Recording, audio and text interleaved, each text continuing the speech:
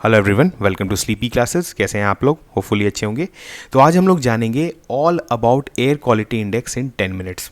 देखिए, air quality index जो है बेसिकली एक इंडेक्स है जहां पर हम लोग क्या करते हैं, 8 पॉल्यूटेंट्स को जो है वो मेज़र करते हैं एयर में, और उनका जो कंसंट्रेशन रहता है एयर में, उसके बेसिस पे हम लोग डिफाइन करते हैं कि जो एयर का क्वालिटी कैसा है, गुड है, बैड है, सेटिस्फैक्ट्री है। इस तरह का जो है हम लोग कलर कोडिंग कर देते हैं, और इससे जो है जो आम जनता को होता है उसको बहुत ईजिली पता चल जाता है कि हम लोग जो है हमारा अभी करेंटली एयर क्वालिटी जो है वो कैसा है। ठीक है, चलिए थोड़ा सा बैकग्राउंड जान लेते हैं। देखिए, इसको जो है लॉन्च किया गया था 2014 में, लेकिन ऑफिशियल जो इसका वर्किंग स्टार्ट हुआ 2015 में हुआ। और इसको किसने लॉन्च किया था? सीपीसीबी और आईआईटी कानपुर और कुछ प्रोफेशनल एक्सपर्ट्स मिलकर जो है इस इंडेक्स को फॉर्म किए थे। बेसिकली उन्होंने एक क्राइटेरिया सेट किया था कि हम लोग जो है डिफरेंट पॉल्यूटेंट्स को जो है वो कैसे मेजर करेंगे। अब आपके लिए यहाँ पर एक क्वेश्चन बनता है कि सेंट्रल पॉल्यूशन कंट्रोल बोर्ड या जो सीपीसीबी जो हमारे यहाँ मेन पॉल्यूशन कंट्रोलिंग बॉडी है, ये क्या है? एक कॉन्स्टिट्यूशनल बॉडी है या स्टैट्यूटरी बॉडी है? अगर स्टैट्यूटरी बॉडी है तो किस एक्ट के अंदर बना है, ये आप जो है कमेंट सेक्शन में ज़रूर बताएं, क्योंकि आपके लिए बहुत इंपॉर्टेंट है। चलिए हम लोग आगे बढ़ते हैं। अब देखिए, एयर क्वालिटी इंडेक्स के बारे में थोड़ा सा जान लेते हैं कि it is a effective communication of air quality status to people in terms which are easy to understand. देखिए, इसका दो जो बोल सकते हैं मेन एम था। एक तो कि रियल टाइम मॉनिटरिंग। हमारे यहाँ देखिए ऑलरेडी जो था, जो एयर क्वालिटी इंडेक्स के पहले क्या था, एक नेशनल एयर मॉनिटरिंग प्रोग्राम चल रहा था। ठीक है, उसमें तो उसमें क्या होता था कि रियल टाइम हम लोग जो है एयर क्वालिटी को मेजर नहीं करते थे। जैसे अगर फॉर एग्जांपल सोचिए, आप घर से आज बाहर निकलना चाह रहे हैं और आप एयर क्वालिटी चेक करना चाह रहे हैं, तो आप कैसे पता करेंगे? उस समय आपको नहीं पता चलता था। लेकिन आज के दिन आप जो है एयर क्वालिटी इंडेक्स जो है उसका आप ऑनलाइन जो है वेबसाइट है या ऐप है, उस पर आप देख सकते हैं कि आज जो है बाहर एयर क्वालिटी क्या है। जैसे आप वेदर फोरकास्ट देखते हैं कि घर से निकलने से पहले कि आज जो है वेदर कैसा रहेगा, सेम आप जो है एयर क्वालिटी को भी देख सकते हैं। और इसमें बेसिकली क्या होता है कि जो मेजर्स करते हैं और इसको जो है इसका इंडेक्स वैल्यू क्रिएट किया जाता है, और उसके हिसाब से हम लोग जो है इसको कलर कोडिंग कर दिए। हम लोग देखेंगे आगे उस चीज़ को। अगर आप यहाँ पर देखेंगे, देखिए जीरो जैसे इंडेक्स वैल्यू के हिसाब से अगर आप देखें तो 0 से 50 जो है वो गुड है, मतलब आज आप निकल सकते हैं, बहुत अच्छा बाहर एयर क्वालिटी है। 51 to 100 is satisfactory, 101 to 200 is moderate, 201 to 300 जो है पुअर, और फिर आप लेटर ऑन देख रहे हैं वेरी पुअर और सीवियर हो जाता है। और इसके बियॉन्ड जो है बहुत बार जो है इसको हजार्डस स्टेट जो है बता दिया जाता है। और आप जानते हैं दिल्ली में जो है खास करके अक्टूबर नवंबर के टाइम में जो है वो इस लिमिट को भी क्रॉस कर दिया जाता है। बहुत सारा रीज़न है जहाँ पर जो है आपका एयर क्वालिटी जो है वो हजार्डस स्टेट में रहता है। ठीक है, चलिए आगे बढ़ते हैं। अब अगर इसमें हम लोग देखें ये इंडेक्स जो है वो किस बेसिस पे क्रिएट किया जाता है और क्या क्या पॉल्यूटेंट्स इसमें मेजर किए जाते हैं, तो इसमें बेसिकली 8 पॉल्यूटेंट्स हैं, जो कि आपका है PM10 जो कि आपका पार्टिकुलेट मैटर जो है 10 माइक्रोन, 2.5 माइक्रोन, उसके बाद नाइट्रोजन डाइऑक्साइड, ओजोन जो है हम लोग पढ़ेंगे कैसे कि जो आपका ग्राउंड ओजोन होता है उसका वो भी एक पॉल्यूटेंट होता है। उसके बाद कार्बन मोनोऑक्साइड है, उसके बाद सल्फर डाइऑक्साइड है, उसके बाद अमोनिया है और लेड है। तो बेसिकली 8 पॉल्यूटेंट्स हैं जो कि जिसका हम लोग कंसंट्रेशन मेजर करते हैं, और उस पर हम लोग डिफाइन करते हैं कि आज जो है आपका एयर क्वालिटी कैसा है, गुड है, सेटिस्फैक्ट्री है, वेरी पुअर है या सीवियर है। ठीक है, चलिए हम लोग देखते हैं। अब देखिए एक एक पॉल्यूटेंट्स को हम लोग देख लेते हैं, क्योंकि एग्जाम में जो आपसे क्वेश्चन आएगा एयर क्वालिटी इंडेक्स से रिलेटेड, वो आपसे पूछा जाएगा कि बताइए वो कौन से 8 पॉल्यूटेंट्स है कि जो कि आपके एयर क्वालिटी इंडेक्स में हम लोग मेजर करते हैं। और इस मतलब इन पॉल्यूटेंट्स का हो सकता है आपसे ओरिजिन पूछ लिया जाए या हेल्थ इफेक्ट्स क्या होता है। तो सबसे पहले हम लोग PM10 और PM2.5 का देखते हैं। देखिए जो पार्टिकुलेट मैटर होते हैं बेसिकली ये एयरबॉर्न पार्टिकुलेट मैटर, इसको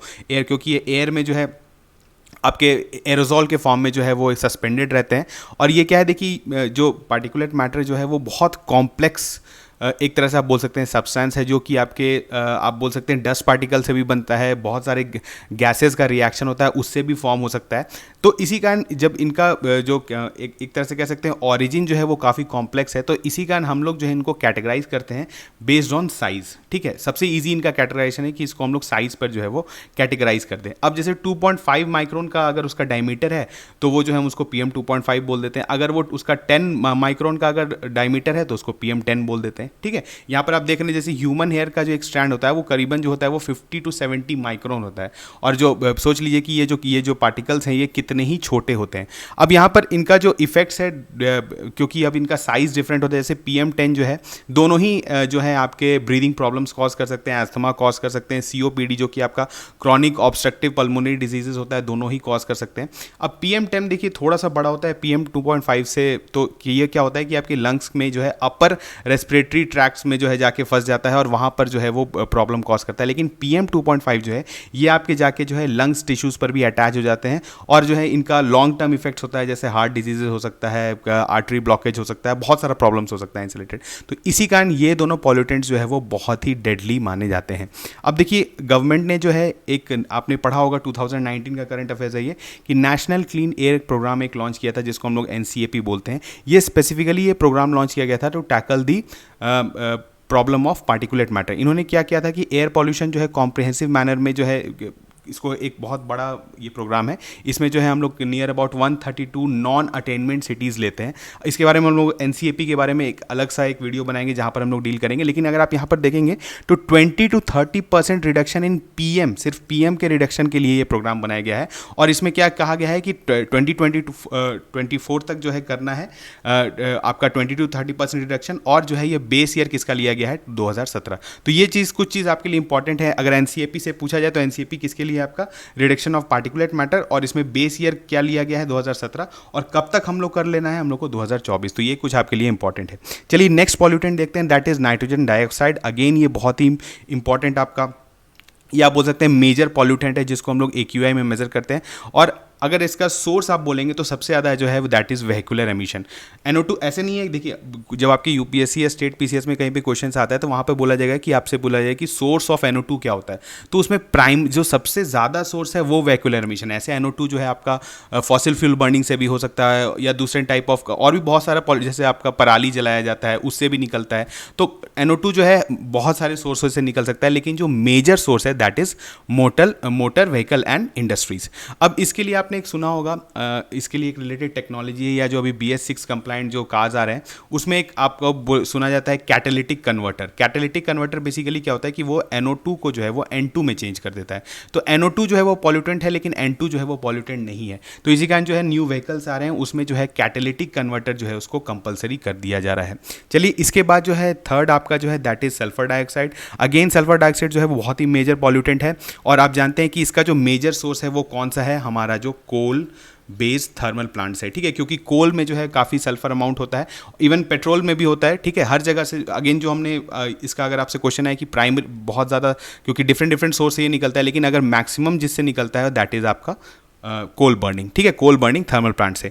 इसके बाद आता है आपका ओजोन। देखिए अब ओजोन, देखिए अभी तक हमने जितने पॉल्यूटेंट्स पढ़े, ठीक है, खास करके जो NO2 और SO2, तो ये थे आपके basically primary pollutants. Primary pollutants क्योंकि ये खुद में पॉल्यूटेंट हैं, और ये खुद मतलब जब भी आपका कोई व्हीकल मतलब वेहिकुलर एमिशन होता है या आपका कोल बर्निंग होता है तो उससे डायरेक्टली ये निकलते हैं। लेकिन ओजोन क्या होता है, जो कि आप जानते हैं स्ट्रेटोस्फीयर में प्रेजेंट रहता है, वहाँ पर जो है ये हमारे लिए बहुत बेनिफिशियल है क्योंकि अल्ट्रावायलेट रेस को जो है ब्लॉक करता है। लेकिन ग्राउंड लेवल ओजोन जो होता है वो एक पॉल्यूटेंट होता है, और ये पॉल्यूटेंट बनता कैसे है, तो आपका जब वोलेटाइल और ऑर्गेनिक कार्बन जो जिसको हम लोग VOCs बोलते हैं, वो जो है आपका नाइट्रोजन ऑक्साइड्स, डिफरेंट ऑक्साइड्स के साथ रिएक्ट करता है तो आपका ग्राउंड लेवल ओजोन बनता है O3, और ये जो है एक पॉल्यूटेंट है। ये इरिटेंट भी है, ये आपका आइज में इरिटेशन कर सकता है। खास करके आपने अगर कभी न्यूज़ फॉलो किया होगा तो जो दिल्ली में, खासकर दिल्ली NCR रीजन में जो अक्टूबर नवंबर में O3 का कॉन्सेंट्रेशन जो है वो काफ़ी ज़्यादा बढ़ जाता है, क्योंकि उस समय कंड्यूसिव कंडीशन बन जाता है जिससे इसका प्रोडक्शन होता है, ठीक है। चलिए इसके बाद नेक्स्ट जो आपका आता है that is carbon monoxide. Carbon monoxide के बारे में जान लेते हैं। It is a colourless, odourless, tasteless and highly toxic gas, ठीक है, और ये स्लाइटली लेस डेंस होता है एयर से, और इसका एक खासियत भी आप बोल सकते हैं कि दिस इज शॉर्ट लिव्ड। इसके अलावा क्या है, देखिए जो इसका प्रोडक्शन होता है दैट इज ऑन, जहाँ से होता है that is internal combustion engine से होता है, और जब आपका फ्यूल का इनकम्प्लीट कंबशन होता है, जब कंप्लीट कंबशन होता है तो आप जानते हैं CO2 रिलीज होता है, लेकिन जब इनकम्प्लीट होता है तो आपका CO रिलीज होता है। अब ये जो है अगेन बहुत डेडली है फॉर ह्यूमंस। क्यों? क्योंकि ये क्या होता है, जब आपका कार्बन मोनोऑक्साइड, जब आप जानते होंगे कि आपके बॉडी में हेमोग्लोबिन जो होता है दैट कैरीज ऑक्सीजन। अब कार्बन मोनोऑक्साइड जब आपके हेमोग्लोबिन से अटैच हो जाता है तो ये कार्बोक्सी हेमोग्लोबिन बनाता है, जो कि बहुत ही स्टेबल कंपाउंड है। अब ये क्या होता है कि ये जो आपका हेमोग्लोबिन जो है अगर इसके साथ COs के साथ मिल जाए तो जो स्टेबल कंपाउंड बनाता है, तो अब जो है आपके पास कम हेमोग्लोबिन बचा है ऑक्सीजन कैरी करने के लिए। तो इसी कारण बहुत केस में क्या होता है, हाइपोक्सेमिया या बहुत जो ब्रीदिंग प्रॉब्लम्स जो है ये CO कॉज कर सकता है, ठीक है। चलिए इसके बाद बढ़ते हैं आपका लेड। लेड जो है आपका क्या है, अगेन एक बहुत बड़ा एयर पॉल्यूटेंट है। और इसका जो है सोर्सेज पहले देखते हैं, कहाँ माइनिंग से हो सकता है, स्मेल्टिंग जो आपका स्मेल्टिंग प्लांट्स होता है, मैन्युफैक्चरिंग रिसाइकलिंग एक्टिविटीज़ होता है, लीडेड पेंट्स। देखिए आजकल आप अगर न्यूज़ में सुनते होंगे तो बहुत जगह आपसे बोला जाता है लेड फ्री पेंट, जैसे एशियन पेंट्स का भी बहुत सारा पेंट आता है जिसमें लेड फ्री पेंट होता है, क्योंकि पेंट से भी जो है वो लेड होता है और इससे लॉन्ग टर्म एक्सपोजर होता है आपको।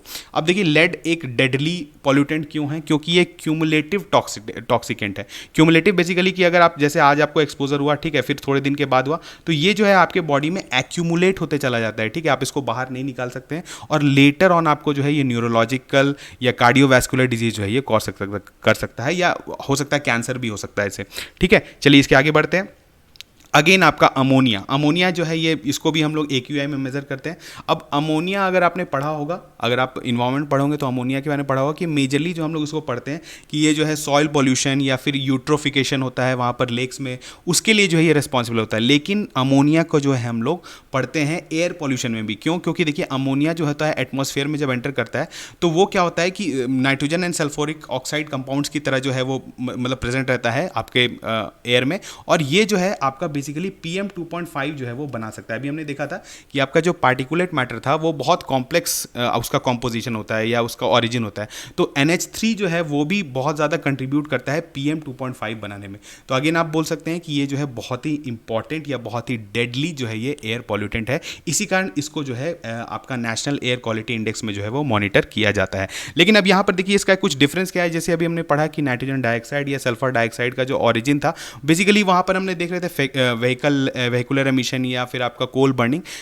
अमोनिया का जो आपका जो पॉल्यूशन होता है that comes from basically from farm, ठीक है। यहाँ पे आप इंपॉर्टेंट देखिए कि हमारे जो फार्म्स है वहाँ से जो है अमोनिया सबसे ज़्यादा जो है एयर में आता है, और इसके अलावा जो है एनिमल हस्बेंड्री। तो ये दोनों बहुत ही इंपॉर्टेंट रीजन्स हैं आपका अमोनिया पॉल्यूशन में। चलिए उसके बाद हम लोग देखते हैं। अब हमने देख लिया सारा पॉल्यूटेंट्स। अब आपको जब भी क्वेश्चन आएगा एग्जाम में तो आपसे क्या पूछा जाएगा कि बताइए एयर क्वालिटी इंडेक्स क्या होता है और इसमें हम लोग कौन से पॉल्यूटेंट्स को जो है वो मेजर करते हैं। तो हमने क्या देखा, यहाँ पर हमारे मेजरली जो है वो 8 पॉल्यूटेंट्स हैं। अब इसको निमोनिक्स याद करने के लिए आपको कुछ जो है हम लोग बता देते हैं। ऐसे आपको अगर कुछ और अच्छा लगे या कुछ और आपको इनोवेटिव आइडियाज़ आए तो आप अपने कमेंट सेक्शन में बता सकते हैं। चलिए हम लोग पहले देखते हैं। जैसे कार्बन मोनोऑक्साइड को C मान लेते हैं, ओजोन को O मान लेते हैं, अमोनिया को N मान लेते हैं, लेड को जो है आप L मान लीजिए, ठीक है। अमोनिया को हम लोग A मान लेते हैं, ठीक है। और सल्फर डाइऑक्साइड को S मान लीजिए, इसको N मान लीजिए और इसको हम लोग P2 मान लेते हैं, ठीक है। जैसे मैंने याद किया था मैं आपको बता रहा हूँ, आप इससे कुछ और डिफरेंट निमोनिक्स जो है या अपना सेट कर सकते हैं और दूसरों को भी मदद कर सकते हैं। आप अपने कमेंट सेक्शन में भी बता सकते हैं। तो यहाँ पर अगर आपको इसको याद रखना है तो आप इसको ऐसे बता सकते हैं COALSN P2। मैंने ऐसे याद किया था। जैसे कोल्स तो आपको याद हो सकता है, कोल जो है कोल बर्निंग हम लोग करते हैं उसे याद है। N एक हो गया आपका नाइट्रोजन डाइऑक्साइड और P2 जो है आपका पार्टिकुलेट मैटर हो गया PM 2.5 और PM 10, ठीक है। इसके अलावा अगर आपको कोई भी अगर इंटरेस्टिंग या इनोवेटिव निमोनिक्स आपको समझ में आता है तो आप कमेंट सेक्शन में बता सकते हैं, ठीक है। तो चलिए मिलते हैं नेक्स्ट लेक्चर में, तब तक थैंक यू।